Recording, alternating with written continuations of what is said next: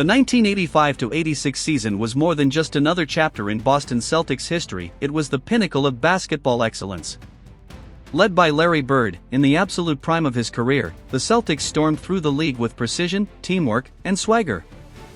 Bird was unstoppable, shooting, passing, rebounding, defending, doing everything with effortless confidence.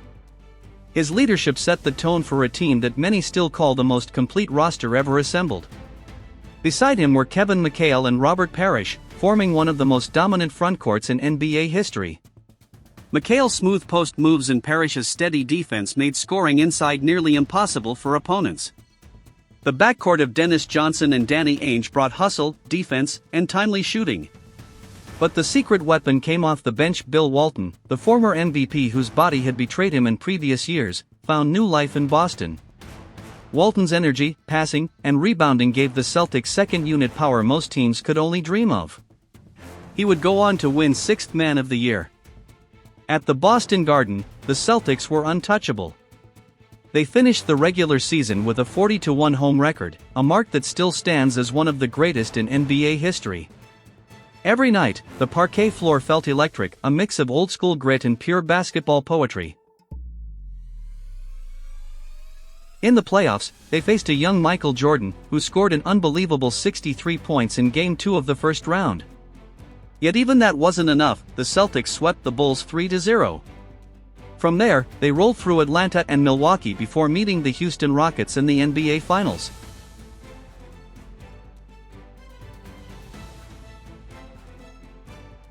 The Twin Towers, Hakeem Olajuwon and Ralph Sampson, posed a challenge, but Bird rose to the occasion once again. His clutch shooting and court vision dismantled Houston's defense, and Boston claimed the championship in 6 games. Bird was named Finals MVP, completing one of the most dominant seasons in NBA history. When the dust settled, Boston stood tall, 67 wins, an NBA title, and a legacy that endures to this day.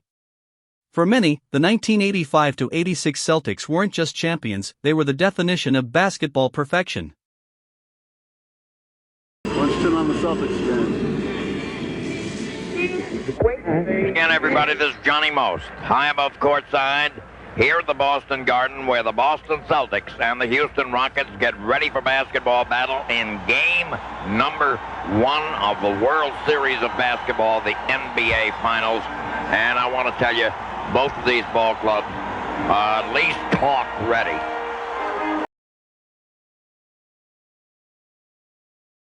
Second on the clock. Sampson. It goes! It's over! A miraculous shot by Ralph Sampson. Off balance has given the Houston Rockets the Western Conference Championship and a trip to Boston for the NBA World Title.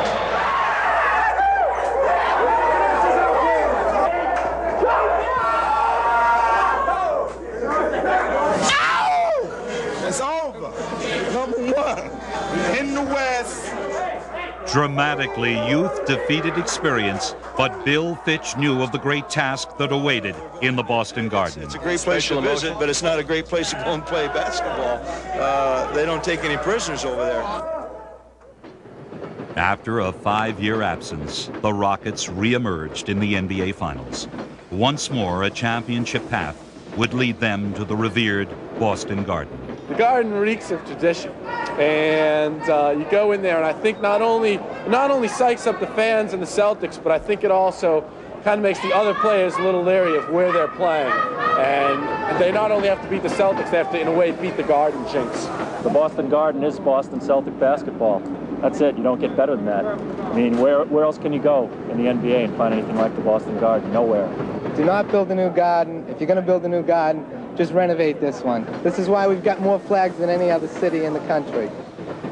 The Boston Garden is a curious mix, void of modern conveniences, but equipped with a brash personality. Ladies and gentlemen, this is Johnny Most, high above courtside. Houston doesn't have the Lakers Magic. are not here, Magic is not here, Hakeem is, and he will do nothing.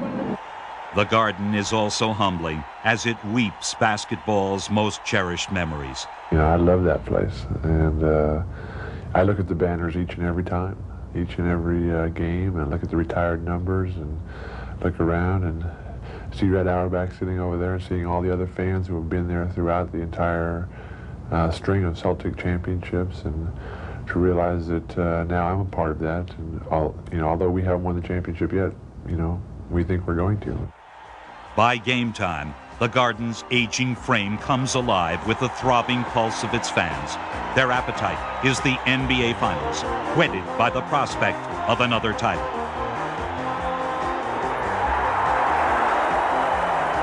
The series began predictably. The Rockets struggled with first-game jitters and directed play to their tallest strengths. It was also no surprise that the Celtics' strategy was to do the same and attack Houston's big men. Push! Robert, ISO, ISO, ISO.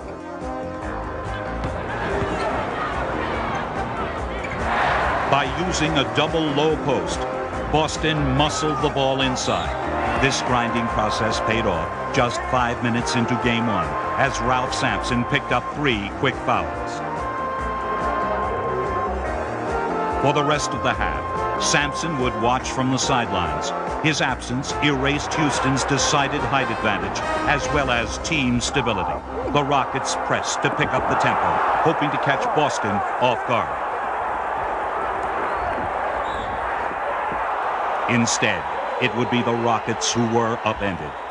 Their quickened pace played into the hands of the Celtics, who thrived on critical matchups and Houston's overplayed defense.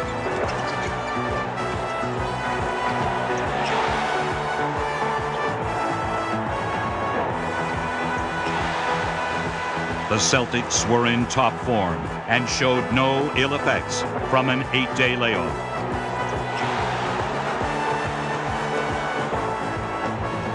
Almost effortlessly, Boston opened a comfortable second quarter lead.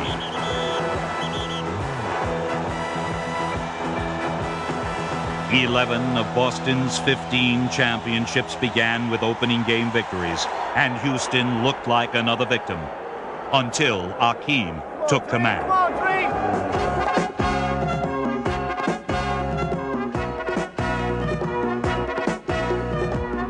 The Houston center proved too mobile, too quick for Boston defenders. His powerful drives earned him the respect and room to unleash his tantalizing jump shot.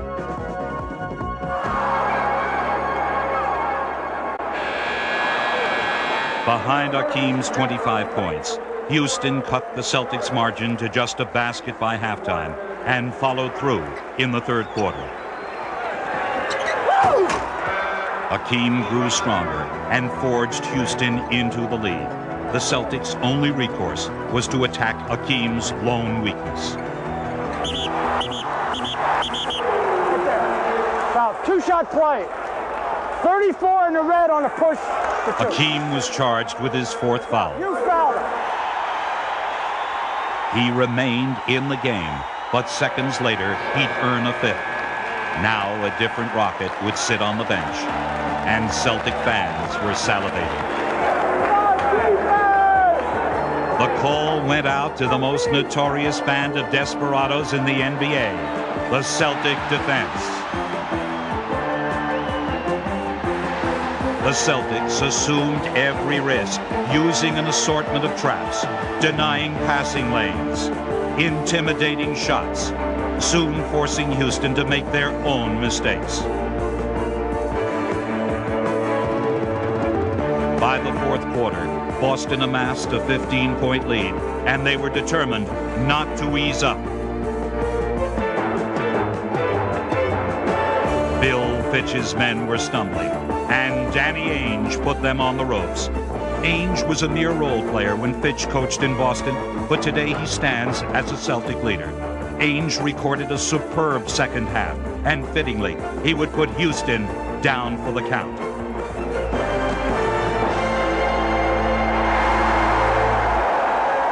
Boston's 112-100 victory demoralized the Rockets and rewarded the Celtics with some personal pride. I feel that I didn't play very well when Bill Fitch was around, and I feel that he didn't think I was a very good player at certain times, and I want to prove to him that I can play.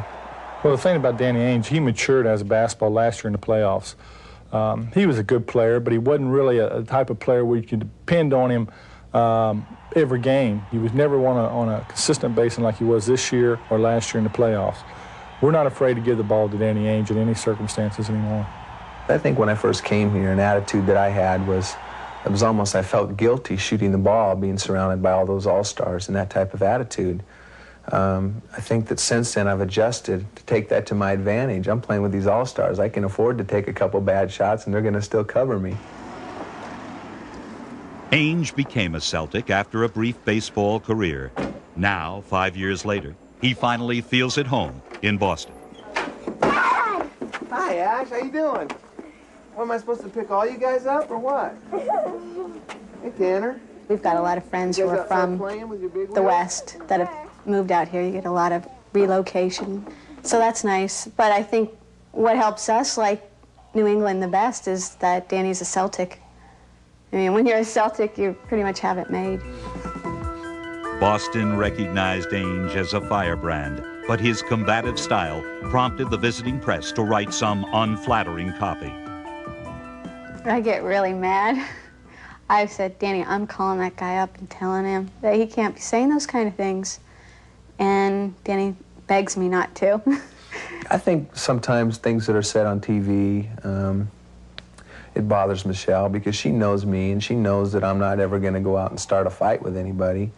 But on the other hand, she knows that if somebody got me, I'm not gonna just back away either. I think it has more to do with my style of play.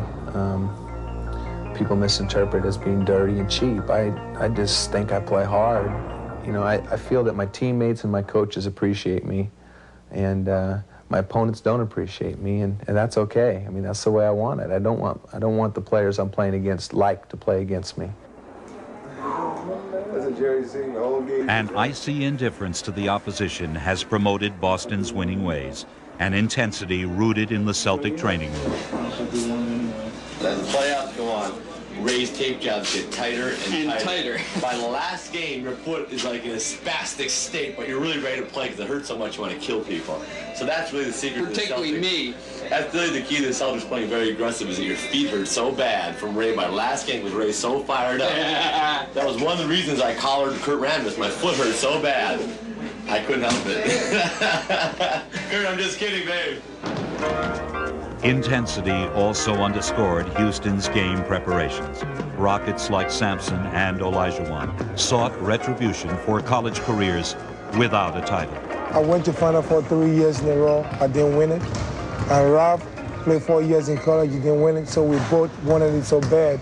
So we have to do whatever it takes for us to get it. Game 2 posed a strong test to the Rockets' resolve. After a season of growth, they were in need of finding themselves in the finals.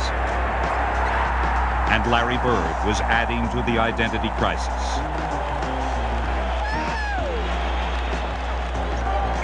One Rocket missing in action had been Ralph Sampson, who began to show signs of his all-star talents.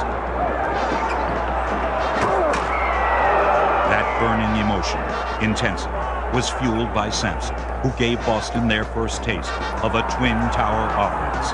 The Rockets began to accelerate, then got a little pedal heavy. Hey, wait! No! 32! Offense! Rocket mistakes led to a streak of frustration. Each passing error bred impatience. Houston was letting the game slip away. All they needed was a little composure. But against the Celtics, these transgressions can prove to be fatal.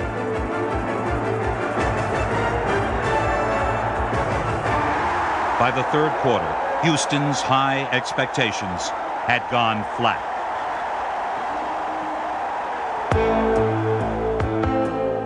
Houston's ragged execution bore little resemblance to Boston's precision attack.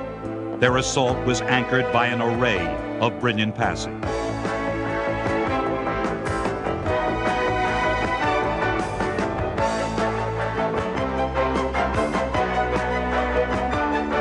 Boston systematically found the open man and staged a poetic tribute to teamwork. In the middle of it all was Larry Bird, who tallied 31 points and several extraordinary assists. In one half, Bird and company gave the young Rockets a lifetime of experience.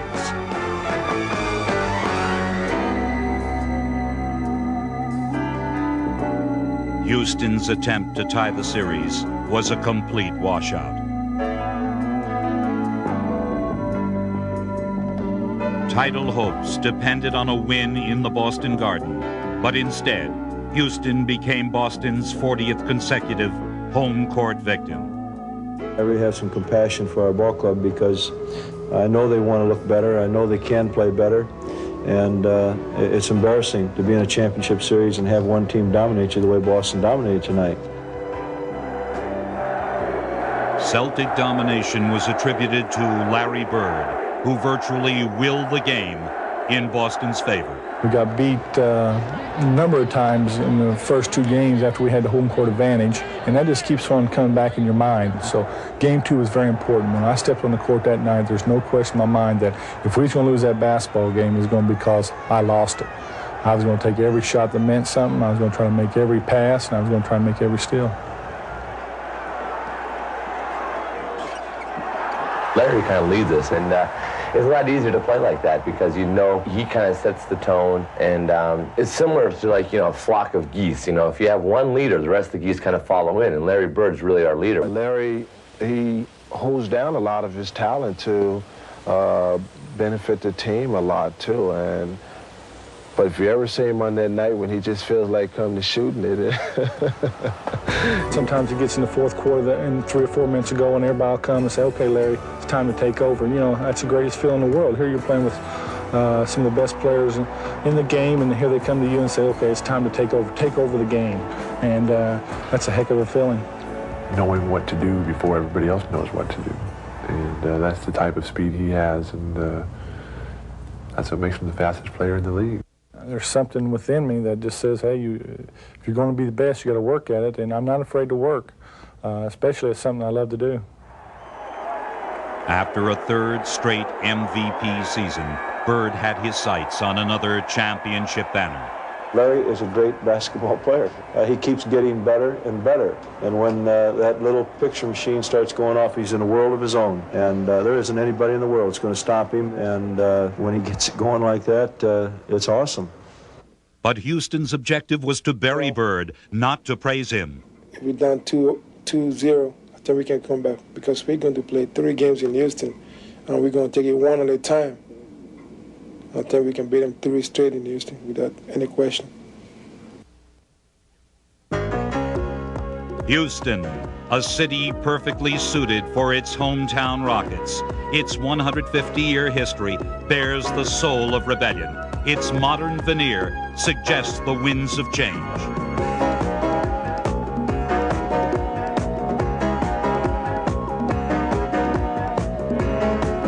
To be on the leading edge has always been Houston's trademark, and the NBA Finals presented a new challenge.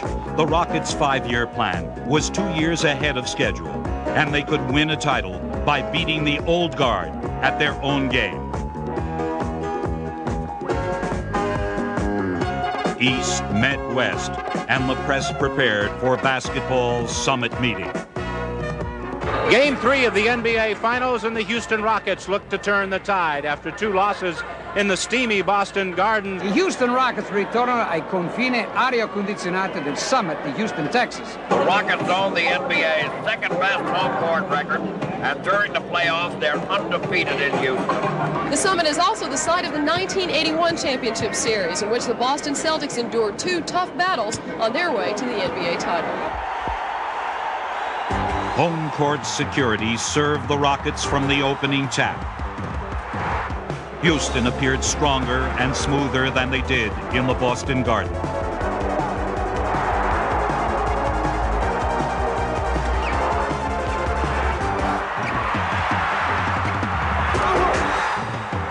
Houston was now looking like the Western Conference champions. Yet the Rockets were still under the spell of Larry Bird, who kept his team within 3 points at halftime. Houston's trance then deepened in the third quarter as they hypnotically threw the ball away. As in games 1 and 2, the Rockets suffered a third quarter jinx and committed 6 consecutive turnovers. One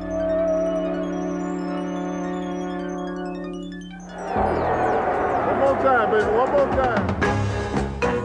Down by 2 games and trailing in a third, Houston's survival depended on an immediate rally. Accepting the challenge were Sampson and Olajuwon, alias the Twin Towers, the most destructive tandem in the NBA.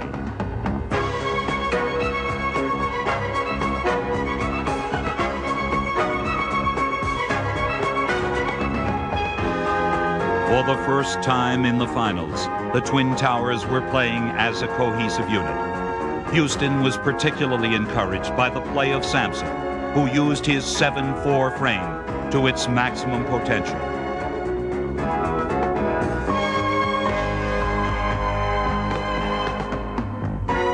With 22 rebounds and 24 points, Ralph Sampson vindicated himself from previous criticism.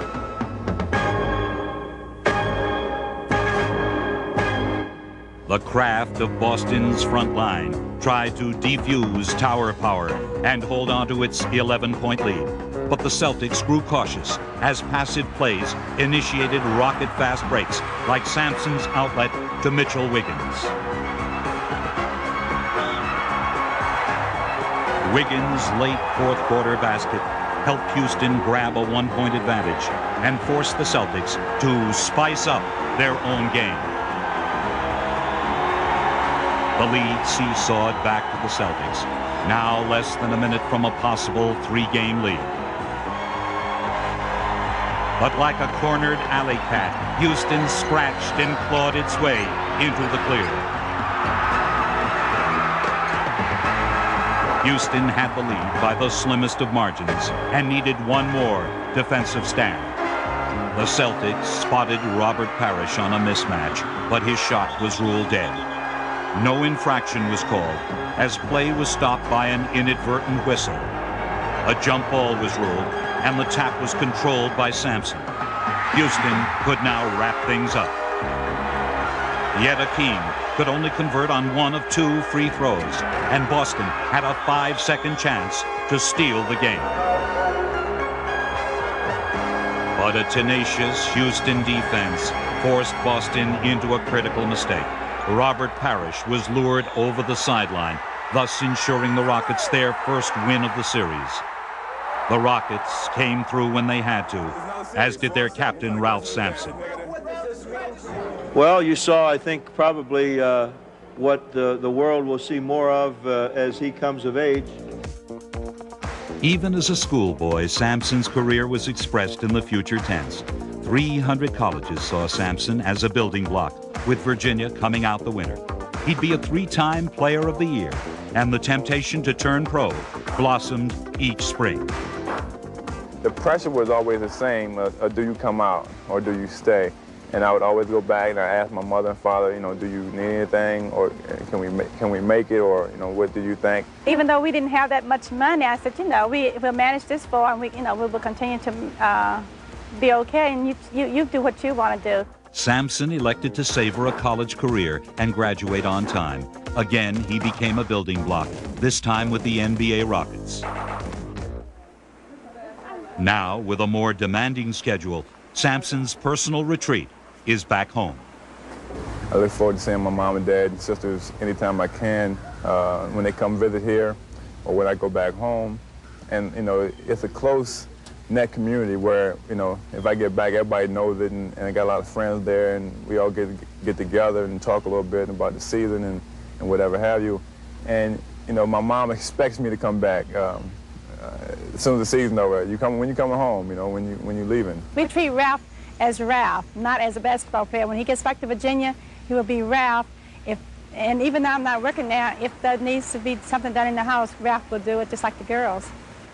Sampson may be considered tomorrow's promise, but he finds contentment in today's accomplishments. Basketball is a fun sport, and I think I've achieved a lot of things in it. and I want to achieve a lot more, and I'm having fun doing it. And as long as I'm having fun, then I'll continue to play. The Rockets' fortunes sharply contrasted with the Houston economy. 2/3 of the oil wells were silent, and property values were withering away. These grim times found solace in Rocket Mania. The future is here. The future is now. We're proud of Houston, and we're proud of our Rockets. The people here in Houston are so hungry for a winner that it's just contagious. Rockets koozies, 2 for $3. I got 1 for 8, 2 for 16, 3 for 24. How many do you need? Houston's hard-hit dollar was well invested in their basketball team. The Rockets were the city's best therapy to uplift sagging hopes. Rocket Mania is crazy. I mean, everyone is thrilled to death that the Rockets are here at the championship, hoping to get it, and we're right behind them. You know, when I go to the grocery store or things like that, there's always people coming up to me saying, good job and good luck, and things like that. They're really excited and they're behind us 100%. Beat Boston! Beat Boston! Beat Boston! Beat Boston! Looking for a series tie, Rocket Mania thundered in Game 4. Ralph Sampson's 21 first-half points gave Houston an advantage at intermission until their customary third-quarter slide. A quick Celtic burst punctured Rocket momentum, and Houston needed to stop the leak. Defense is a common denominator among all great players and championship teams. And if you're going to get there, defense is going to do it. In a sport fashioned by offensive artistry, defense is a discipline of exacting measure.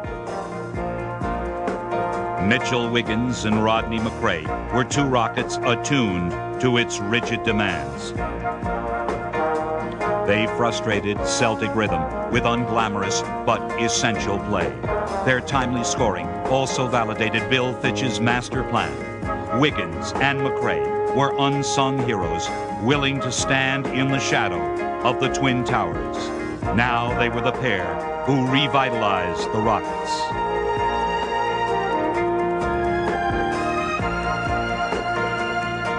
A game of scintillating give and take was condensed into the fourth quarter.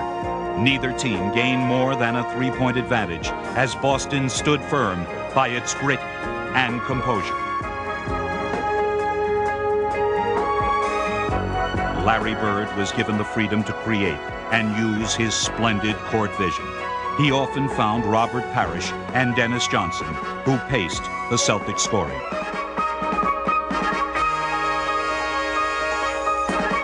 Houston countered with its inside dominance, restirring the chemistry that melted the champion Lakers. Now it was being rammed down the Celtics' throats. Pressure mounted in the summit, but Bird and Bill Walton had the antidote. Walton re-entered a tied game with 2:39 remaining and distracted Houston's bird-watching defense. Danny into Walton. Walton holds it. Back out to Bird. 3-point attempt. Sweat! A 3-point field goal to Larry Bird. A 104-101 edge made Houston think in terms of 3, but a heads-up Rodney McRae pared the lead to a point. Houston threatened to tie the series. The Rockets' job was to allow Boston just one-shot opportunities, and they failed only once. DJ fakes, starts to go, goes driving in, lays it up, no good. Walton, a flying rebound, lays it in. What a play by Bill Walton. He just went in there, took the ball away, and put up a reverse layup. Time still remained for a comeback, but Houston panicked. The Rockets squandered their final 4 possessions, putting their perfect playoff home court record to rest. The 106-103 victory put Boston within a game of the title. The outcome was ensured by the hustle of Bill Walton, a resurrected player and the embodiment of a winner. I was teasing him. I say, you know, I can't believe I idolized you because I bust you every day in practice. I said, who'd you play against back then? As a cornerstone of UCLA's championship dynasty, Bill Walton is among the greatest college players ever. He followed his predecessor, Kareem Abdul-Jabbar, as a franchise maker and drew attention to his colorful lifestyle. Walton brought Portland a title in 1977, and a year later was named the league's MVP. I had a very successful collegiate career and a successful early pro career. Then all of a sudden things sort of fell apart with a lot of injuries. Walton's prime slipped by as he played just 14 games in 4 seasons.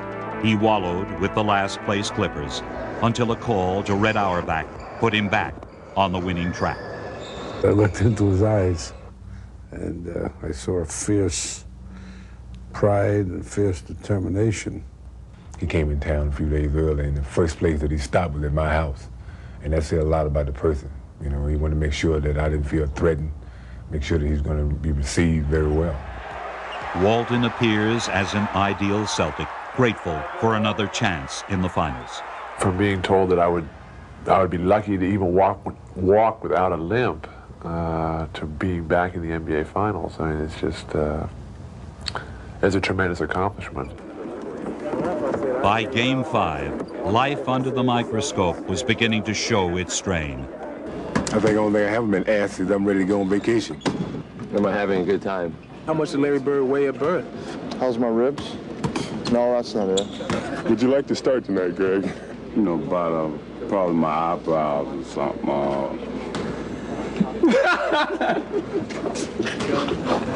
Conditioned to the media circus was Bill Fitch, Houston's philosophic head coach.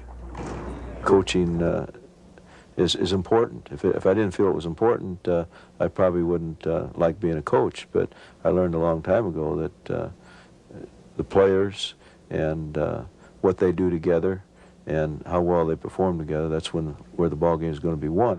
You know you got a 5 or a 2, so you can go into it off the dribble and you can keep the guy concentrating on you, so you got a chance to drive a little bit. Fitch started with the expansion Cavaliers, where his workaholic habits lifted Cleveland to respectability. You can learn from losing as well as from winning. And I've always said, though, you don't have to lose quite as often as you do with an expansion team to learn the lessons you have to learn. But Cleveland was a good experience from the standpoint of building a ball club and actually learning the ins and outs of the NBA. In 1979, Fitch moved to Boston. He built the Celtics' current nucleus and in 2 seasons took them from the cellar to a title. You're 1 rebound away from letting a smile on my face. I swear, if you get a rebound, I'll smile. If I ever have another player like Larry Bird, then how can you be so well blessed? And to have him as a friend is even a bigger blessing. And to have had Robert Parrish and Kevin McHale in their rookie years as Celtics, to have Danny Ainge come from baseball and go through what he did and watch him develop, I enjoy those things. I don't let it get in the way of the love and the attraction I have for my own ball club at this time. But on the brink of elimination, there was no place for Celtic endearment, especially amidst the deadly stare of Boston's top assassin. This is a voodoo thing. It's supposed to make you rich. That's why the green has to do with money. And they dress these things up. Like if they could dress this up with a little gold hair and a 33 on it.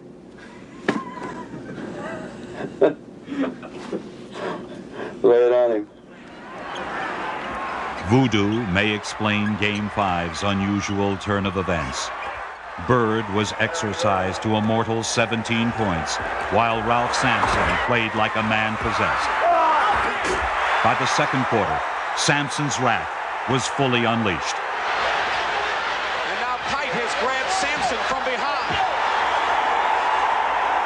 Ralph Sampson became a towering inferno and the central figure in a bench-clearing brawl. He was ejected for battling Jerry Seasting, a Boston reserve standing 15 inches shorter. Sampson's early exit looked like an ominous prelude for all the Rockets. Desperate times demand desperate measures, and Jim Peterson was the solution. Throughout the playoffs, Peterson had teamed splendidly with Akeem Olajuwon. Now he asserted himself as Houston's third tower.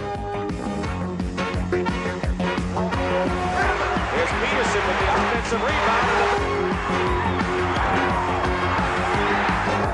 The determined Peterson threw around his bulk and undercut the Celtics with 12 rebounds. Boston's other problem came from above. They encountered a squadron of rocket ball spotters led by Akeem's record-tying 8 block shots. Shorn of Sampson's might, the Rockets launched a more reckless attack. With a rejuvenated fast break, Houston grabbed control by halftime and refused to wilt in the third quarter. By opening up a 25-point lead, Houston forced Boston to surrender. Boston's demise most satisfied Robert Reed. 5 years ago, Reed saw the Celtics win the title on his home court, and now guaranteed there wouldn't be a repeat performance. With a 111-96 win, Reed led Houston's drive for a 6th game. He showed us he had a lot of character. He said they had to win Game 5 down there, and we wasn't going to be partying in the arena, and he came out and had a great basketball game. They lost Ralph Sampson. There's no question. Robert Reed is really the leader of that team. We put a banner up saying that we are Midwest Division champions. We put in a banner up saying we're Western Conference champions. And we want to put a banner up that says NBA champions. Regardless of the outcome, a title would be decided in Boston, a city that takes exception to what seems rightfully theirs. I'm going to tell you a story. I'm going to tell you about my town. Watch this. The Rockets are going to fall tomorrow. Make it, D-Make. I love it. And Sampson, they're going to crush you. 3 for $1 on the Celtic green lettuce here. We're going to kill Houston.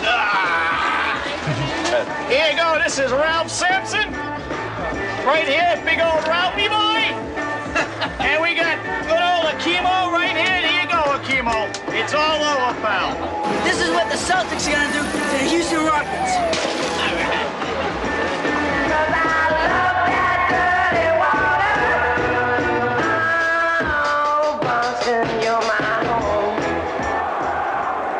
The visiting Rockets returned to the most uncomfortable guest house in sports. The gallows awaited Ralph Sampson, the villain of Game 5's melee. But Sampson could not allow the Garden's scorn to get the best of him.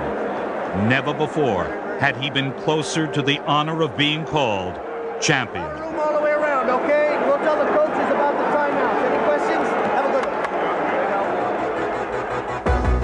one. Sampson became the immediate prey of Kevin McHale. As Boston's long-arm gunslinger, McHale bagged 21 first-half points and advised Houston to run for cover. However, the cold steel will of Akeem Olajuwon would not be denied.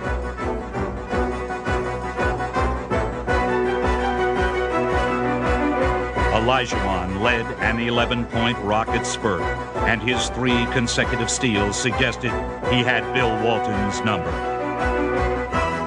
Yet the big redhead remained in KC's lineup and flexed his veteran muscle. Walton helped to turn the tide for the Celtics, as did another former playoff MVP, Dennis Johnson. Dennis. Don't be lazy on him. He's working hard. Gotta keep him from getting it, yeah. Now Ainge is on Lloyd. DJ on Robert Reed. Summoning his great defensive skills, Dennis Johnson blanketed Houston's best outside threat. He dogged Robert Reed like a bloodhound and then threw him off the championship scent. Dennis Johnson is the best basketball player I've ever played with. It's the biggest thrill I've ever had playing with an individual, and I'm very proud to be a team member of DJ's because he's made me a great basketball player, and it's because of the way he plays. And DJ's probably more intense about winning than I am. He just goes about it a little bit different. Few men can match Johnson's reputation as a great money player. But with a season-long quest within reach, Boston turned to just one man to bring home the gold. Larry Bird played with extra zest, perhaps avenging last year's title loss in game number 6.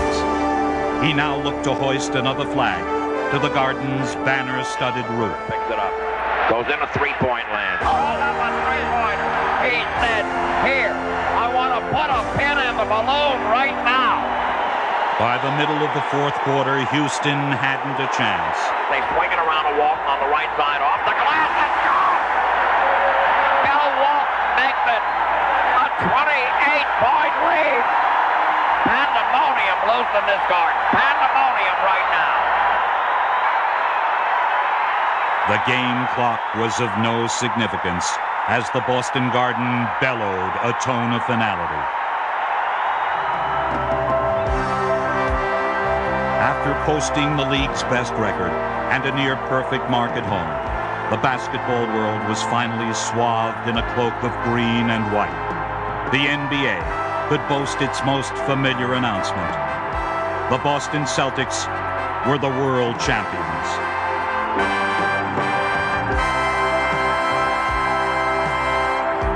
Painfully, the young Rockets accepted the promise of tomorrow as they sat in basketball's most hallowed hall. Special tribute befitted Celtic captain Larry Bird. Not once did he falter, nor his intensity diminish. He was Boston's guiding light, and the finals' unanimous choice as MVP. 15 times had Celtic fans stormed the parquet floor. 15 times had they raised their fists high. But number 16 just might be the sweetest one yet.